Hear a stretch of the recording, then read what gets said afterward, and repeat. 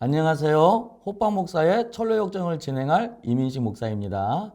세상 지혜자의 미혹으로 좁은 길을 벗어나 도덕의 마을로 가는 그 길은 가파르고 거칠었고 등의 짐은 더 무거워졌어요. 그리고 세상 지혜자의 말을 따른 것을 순례자는 후회합니다. 고통하고 신음하고 있을 때 감사하게 다시 전도자가 찾아옵니다. 그리고 말씀을 붙들지 않고 이탈한 것을 책망하며 다시 좁은 길로 이끌죠. 자, 영상으로 이 부분 확인해 보겠습니다.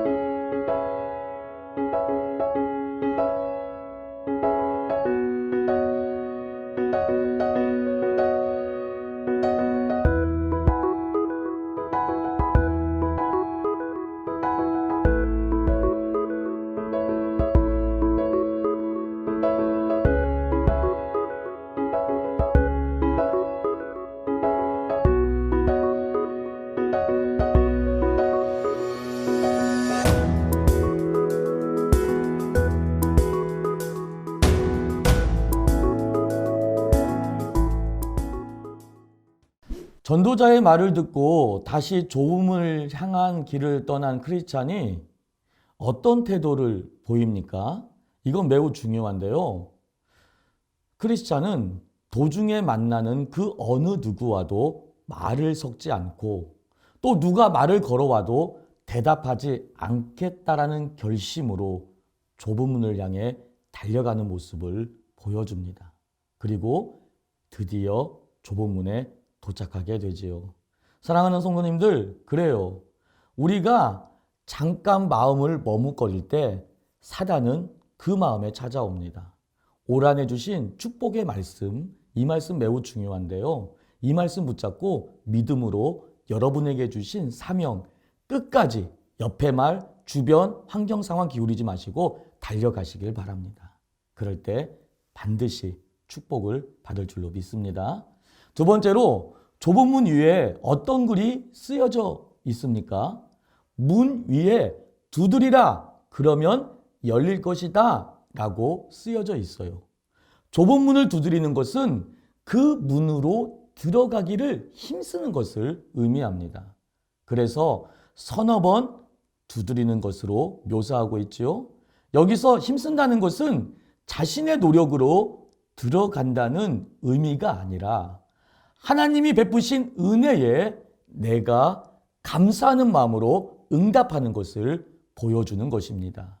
자신을 구원으로 인도하는 그 은혜가 너무 귀하기 때문에 그 귀한 은혜를 갈망하는 태도, 바로 그것이 문을 두드리는 행동이라는 것이요. 우리를 방종하게 하는, 어떻게 보면 더욱 하나님을 갈망하게 만드는 바로 그 모습, 바로 그것이 문을 두드리는 자세라는 것입니다. 사랑하는 여러분, 문을 두드리지 않는다는 것은 좁은 문인 그리스도 외에 다른 방법으로 구원받을 수 있다고 믿는 사람들인 것입니다. 세 번째로 문지기가 문을 열어주면서 크리스찬을 확 끌어당기게 되지요. 이것은 매우 중요한데요. 바알세불 성에서 쏘는 화살들이 날아오기 때문이다라고 얘기하고 있습니다. 무슨 말일까요?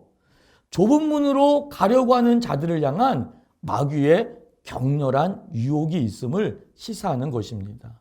그러면 그 화살은 어떤 것이라 할 수 있을까요? 바로 이런 것입니다.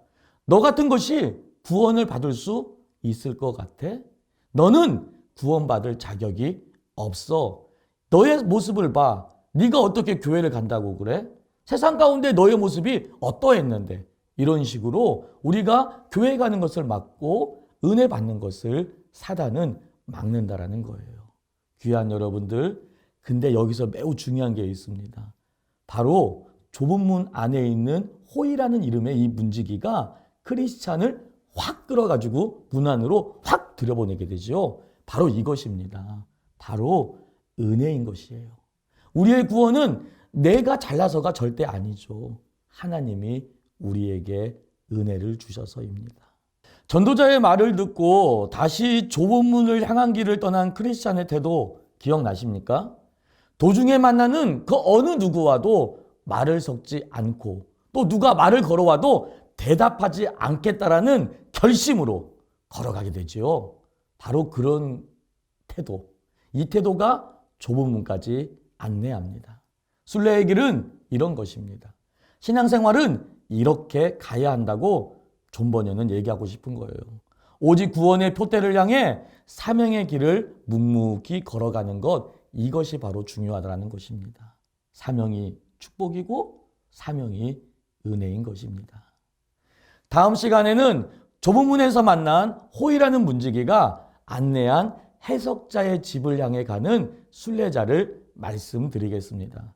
이 해석자 되게 중요합니다.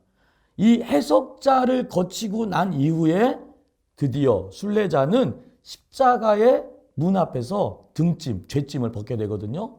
존 버녀는 이 해석자의 이 관점에서 십자가를 만나는 것을 설명해 주고자 하는 거예요. 자, 해석자가 누구이고 해석자는 어떤 방들을 보여주고 있는지 다음 시간을 기대하시길 바랍니다. 감사합니다.